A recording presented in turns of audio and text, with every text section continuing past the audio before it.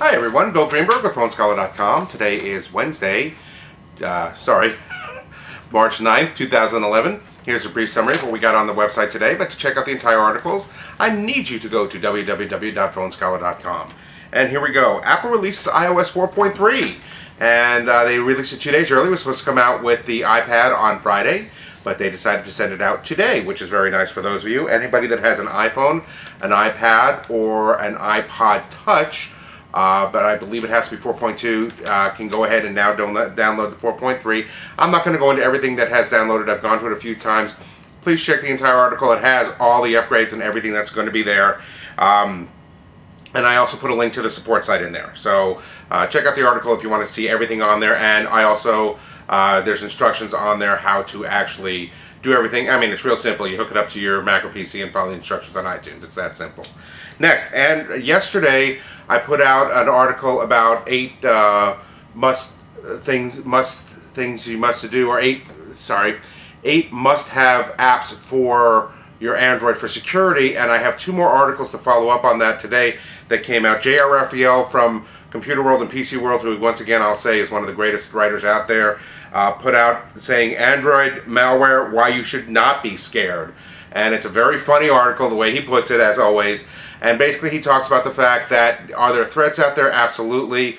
All right, can you protect yourself? Absolutely. And it's kind of like the same concept, and this is my take on it, but having a car alarm or a home alarm or a dog in your home, are cars and houses still broken into? Absolutely. But all you can do is do everything that you can to try this. I mean, one of the things he talks about is the latest episode that was reported was from a company called Lookout, who makes antivirus software and apps for these, and they put out a press release about a new threat. So they know they did not create the threat, but what I'm saying is these people are bringing it to their forefront because they do have to make money, and that's their whole thing. So check out the article. I think you'll find it very humorous, but also very good information in regards to whether you should really be concerned about all this stuff on the Android market. And the next one is Android Security 6 Tips to Protect Your Google Phone. Again, very, very important. I'm going to go over these really quick.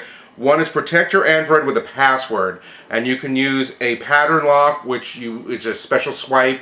But if you use that, please remember it will leave a trail eventually with your fingerprints. Make sure you have some cleaner. In fact, the Screen Guard foam cleaning spray that I've advertised a number of times, and you can go to www.facebook.screenguardp.fcs, and you can check out my video of it. Excellent product available on Amazon, or you just regularly clean it. You can also do a pin lock, which is a number or an actual password. But very important, because if the people can't get past your front home screen, and most people I know on both their iPhones and their Androids, they just swipe across and they let it go. Very important, put some kind of password on there. 2, customize lock home screen with owner info. I'm not 100% sure on this. What they're saying is if you lose your phone and it's not where, have your your basic info on the front screen of the phone so somebody can return the phone for you, get a hold of you, I guess your phone number or something like that. I don't know if you want that personal information out there, but you could probably do something. Maybe an address, maybe a name. I'm not quite sure. This one's a little bit hinky, but if you read the article, it'll give you more information.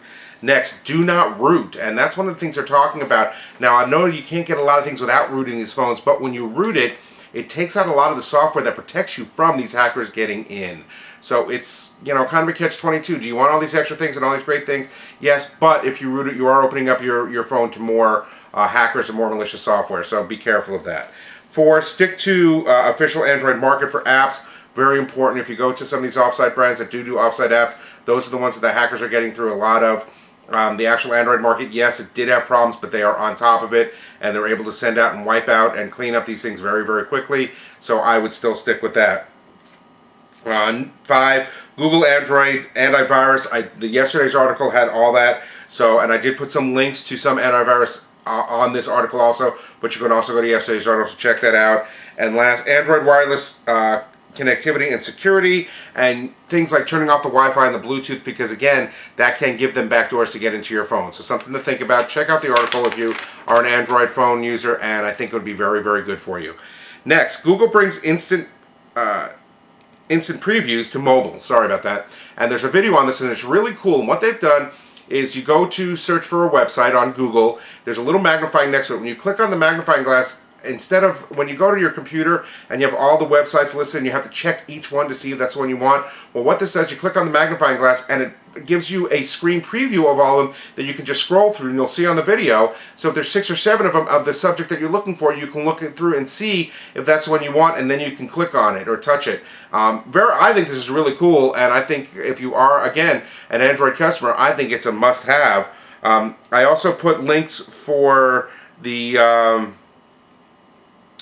sorry, no, I did not put links on this one. I apologize. But it's on the Android market, and you can check it out. Next, Verizon Wireless and HTC. This is under categories. Verizon updates. Where's the Thunderbolt? And we all know this is the greatest name for a phone ever. I really think that. But here's the problem. They finally defined it, that the battery life is being completely drained when they go into LTE. It's only lasting about 4 or 5 hours, and they will not put it out that way. So that's why this thing gets getting pushed back and further back. And HTC keeps sending out updates to do this. But working from Verizon and actually being very close friends with one of the testers, they will not put out a phone unless it's tested to their level. And if you notice over the years, Verizon has had very few problems. They've had a few, but very few problems with their phones once they're produced. Not a lot of glitches, stuff like that, and that's because they test them to the nth degree, and they will wait to put something out, even though it's important for them to get it out. They will wait to put it out until it's absolutely ready, not including the Zoom. And there is an update on the Zoom about here that talks about how the 4G and why they're doing it the way they're doing it. A little bit about that also. So check that out. And lastly, under BlackBerry, 7 digital music store to be preloaded on BlackBerry Playbook.